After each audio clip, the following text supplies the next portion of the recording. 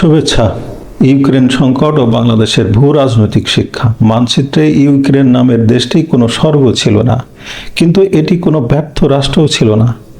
অর্থনৈতিক ও অবকাঠামোগত দিক থেকে দেশটি ছিল অত্যন্ত সম্ভাবনাময় এবং আধুনিক, কিন্তু আজ সেই সেনা ইউক্রেন আর নেই। ভূ রাজনীতির জটিল সমীকরণে সেখানে ক্ষমতার পট পরিবর্তন ঘটে, পশ্চিমা দেশগুলোর প্রভাব এবং জন অসন্তোষের জেরে রুশপন্থী সরকারের পতন ঘটে। পরবর্তীতে রাষ্ট্রপতির চেয়ারে বসেন সাবেক জনপ্রিয় কমেডিয়ান ও অভিনেতা ভ্লাদিমির জেলেনস্কি। ক্ষমতার এই পরিবর্তনের পর থেকেই রাশিয়ার সাথে ইউক্রেনের দীর্ঘদিনের ভূ রাজনৈতিক ভারসাম্য বিঘ্নিত হতে শুরু করে।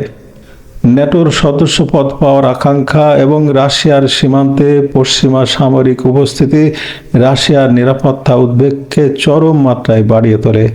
আন্তর্জাতিক বিশ্লেষকদের একাংশের মতে পরাশক্তি প্রতিবেশীর স্পর্শকাতর জায়গায় ক্রমাগত উস্কানি দেওয়ার পরিণতি ছিল ভয়াবহ।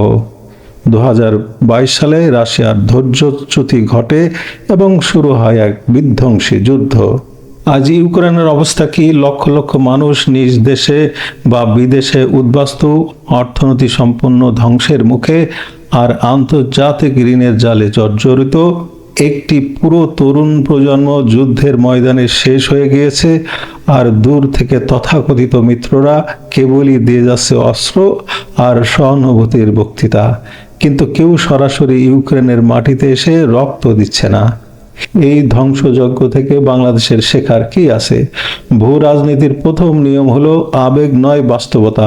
ভারতের সাথে বাংলাদেশের রাজনৈতিক বা আদর্শিক দ্বিমত থাকতেই পারে, কিন্তু বাস্তবতা হলো ভারত দক্ষিণ এশিয়ার একটি পরমাণু শক্তিধর এবং সামরিক পরাক্রমশালী দেশ।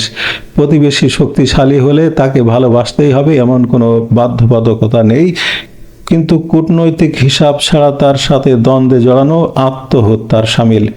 অনেকে সীমান্ত বন্ধ করা বা চরমপন্থী রাজনৈতিক অবস্থানের কথা বলেন, কিন্তু প্রশ্ন হলো কোনো উত্তেজনার জবাবে যদি প্রতিবেশী দেশ পাল্টা আঘাত করে, সেই অর্থনৈতিক ও সামরিক ধাক্কা সামলানোর সক্ষমতা কি বাংলাদেশের আছে?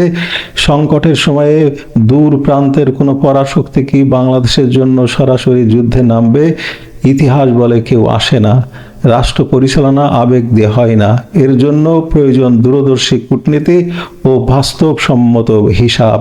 ইউক্রেনের এই ট্র্যাজেডি যদি বাংলাদেশকে সঠিক শিক্ষা না দেয়, তবে ইতিহাসের কাঠগড়ায় ভবিষ্যৎ প্রজন্মের কাছে জবাবদিহি করতে হবে। দেশের ভবিষ্যৎ কোনো জোকারের হাতে নিরাপদ নয়। এই কথাগুলো আপনার কাছে কি সত্যি মনে হয়? আপনার কি মতামত? আমাদের কমেন্ট বক্সে জানান। ভালো থাকুন।